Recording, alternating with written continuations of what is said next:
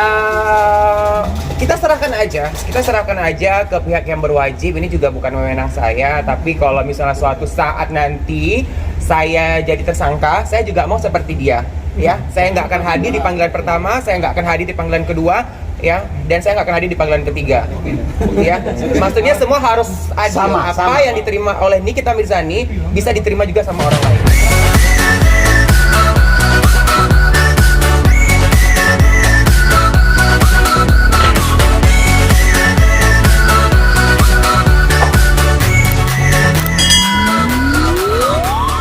Jadi hari ini pemeriksaan 3 saksi, yaitu Hardy Rukmana, Arif Afanda, dan Irfan Aulia. Materi pemeriksaan adalah tentang kejadian di rumah makan Suharti di Jalan Pemuda, Jakarta Timur. Ya, materinya agak lama karena pertama ada video yang harus diputar di mana mereka yang diperiksa itu menerangkan kejadiannya. Dan mungkin teman-teman tahu cukup lama, misalnya dari jam 2 dan baru berakhir jam 10 ini karena jam setengah 6 sampai jam 8 kan break untuk buka puasa dan terawih. Nah, lalu dilanjutkan lagi 1 jam dan baru selesai. Materinya pada pokoknya mengenai kejadian di rumah makan yang menurut pelapor bahwa terjadi kekerasan atau pemaksaan. Tapi dari videonya sendiri semua happy sekali di sana. Dan video yang diputar memang kejadiannya seperti itu, ya. Alat pemeriksaan ini mungkin bisa masuk ke penyelidikan karena tadi kan masih pemeriksaan wawancara. Setelah wawancara, menurut hukum acara itu masuk ke penyelidikan untuk menemukan ada peristiwa pidananya. Setelah ada peristiwa pidana baru masuk ke penyidikan untuk menentukan tersangkanya. Jadi masih panjang. Informasinya bahwa penyidik akan mengembangkan dengan meminta keterangan ahli pidana dan ahli digital. Itu saja. Kalau aku tadi sekitar 25 pertanyaan ya, karena kemarin aku lanjutan dari yang hari Senin ya kemarin. Iya, dan lanjutan dari hari Senin. Jumat ya? Oh ya, dari hari Jumat kemarin karena 25 aku ditanya pertanyaan. setengah hari karena kan aku mau taraweh. Jadi hari ini aku lanjutin lagi. Jadi Arif 25 pertanyaan, Irfan 26 dan Hardy 21. Semuanya sama materinya, ya. Mengenai kejadian di rumah makan, baik di dalam rumah makan itu sendiri saat live maupun sesudah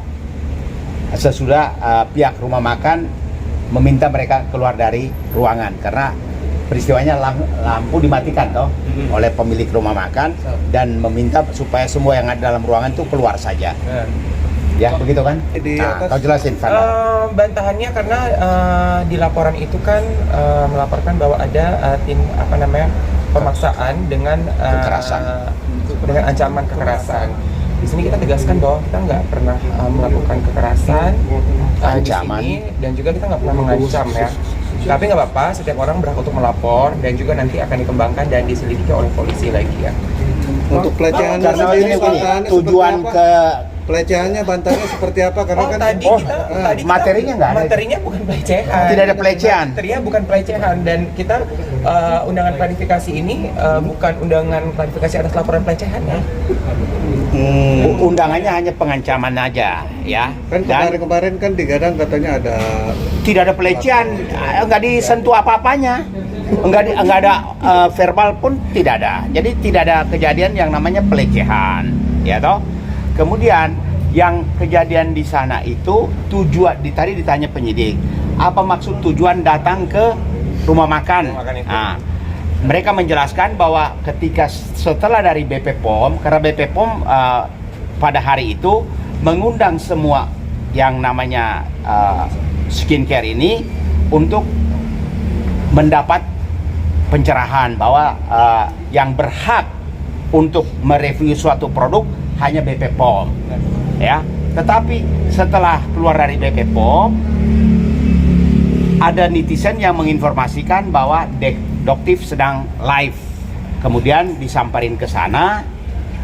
Tujuannya adalah untuk meminta klarifikasi bahwa yang direview itu menurut Doktif kan produk dari SS. Padahal itu produknya sudah 2 tahun yang lalu tidak pernah beredar lagi. Tapi sampai di sana kan ditanya dapat dari mana, beli di mana segala macam, dia kan tidak menjawab.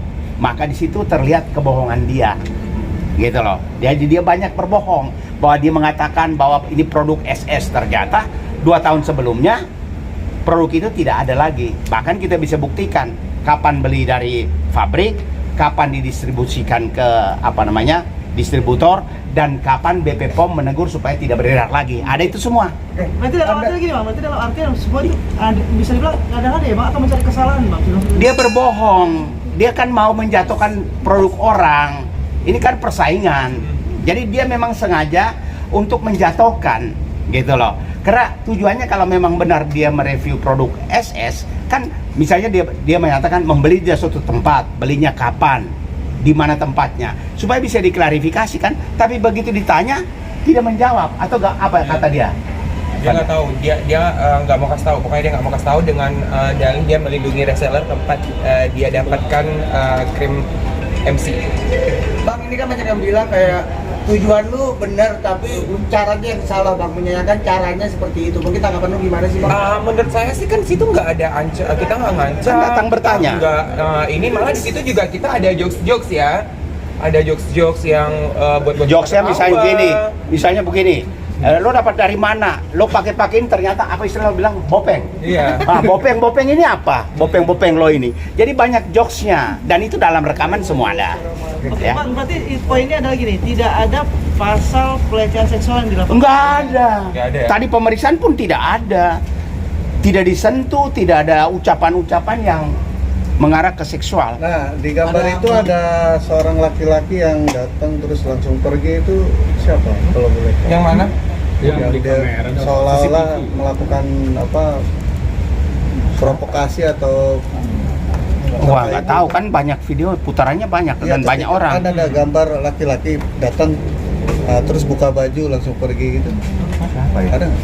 Di video nggak ada itu.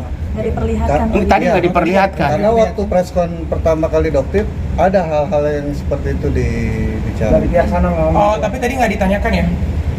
Dan karena di dalamnya kan ada pihak rumah makan, ada timnya Doktip, ada tim ini. Jadi yang mana kita tidak tahu, tapi tadi tidak diperlihatkan rekaman itu.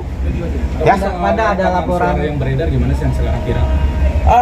Rekaman suara yang beredar, oke, ini terlepas dari masalah ini, aku mau kasih tahu ke kalian bahwa ini memang dia punya niat tersembunyi di balik review-review skincare ini. Ya, terbukti dari kemarin dia pernah ada kabar bahwa dia ketemu sama suami Dr. Reza di Starbucks Cilegon, tapi dia itu membantah dan mengatakan bahwa itu adalah fitnah. Ya, dia bertemu dengan salah satu sales obat, sales pabrik obat. Nah, ternyata dia memang ketemu dengan dengan suami Dr. Reza dan dia juga di situ meminta sejumlah uang $2 juta Singapura atau 20 miliar lebih kurang ya, dan membawa-bawa nama Kapolri, membawa-bawa nama DPR dan juga dia membawa-bawa nama presiden ya di situ. Ya, kalau kalian mau lihat fotonya, aku bisa kasih lihatnya. Ya, jadi ini adalah ada tanggalnya, ini tanggal 27 bulan 11. Ini tanggal 27 bulan 11 ya, seorang doktif atau Dokter Samira itu pergi ya bersama Dokter Mufid ke salah satu cabang Starbucks yang ada di Cilegon, dan di situ dia meminta uang. Ya, meminta uang sejumlah $2 juta Singapura atau lebih kurang 20 miliar lebih. Alasannya apa? Saya nggak tahu alasan tepatnya apa, tapi di sini dia membawa nama Kapolri, membawa nama Presiden, membawa nama-nama DPR. Saya juga nggak tahu ya. Saya harap ini bisa diusut tuntas, karena kalau ini nggak diusut tuntas, nanti setelah ini bakal ada oknum-oknum yang seperti ini lagi. Percobaan pemberasan. Waktu itu dikasih Karena uangnya belum nyebrang ya. Oke, Karena uangnya belum nyebrang, beda sama Nikita Mirzani yang uangnya udah nyebrang. Ya, 2M di transfer, 2M dan cash. Pada tadi kamu bilang bahwa ada motif lain. Bisa dibilang nggak sih bahwa di balik review ini memang ada sindikat? Dalam arti memang ada Kalau sindikat aku ada niatan lain lah dalam artian. iya, pokoknya sih ada niatan lain gitu. Ada niatan lain dalam mereview ini. Sistematis dan masif. Terus Bang, tadi ada ngomong soal Niki. Kenapa? Kan, Kenapa? Niki kan hari ini kan sebenarnya dipanggil, cuman nggak datang tangkap. Iya, kita serahkan aja ke pihak yang berwajib. Ini juga bukan wewenang saya, tapi kalau misalnya suatu saat nanti saya jadi tersangka, saya juga mau seperti dia. Ya, saya nggak akan hadir di panggilan pertama, saya nggak akan hadir di panggilan kedua, ya, dan saya nggak akan hadir di panggilan ketiga. Ya, maksudnya semua harus adil. Apa yang diterima oleh Nikita Mirzani bisa diterima juga sama orang lain. Berarti Ya. perasaan Nikita kebal hukum atau gimana mungkin? Kalau kebal hukum saya nggak yakin dia kebal hukum ya. Soalnya dia juga bukan siapa-siapa kan, dia juga rakyat Indonesia yang sama seperti kita semua punya hak dan punya kewajiban. Itu aja sih, saya nggak yakin dia kebal hukum, nggak ada yang kebal hukum, nggak ada.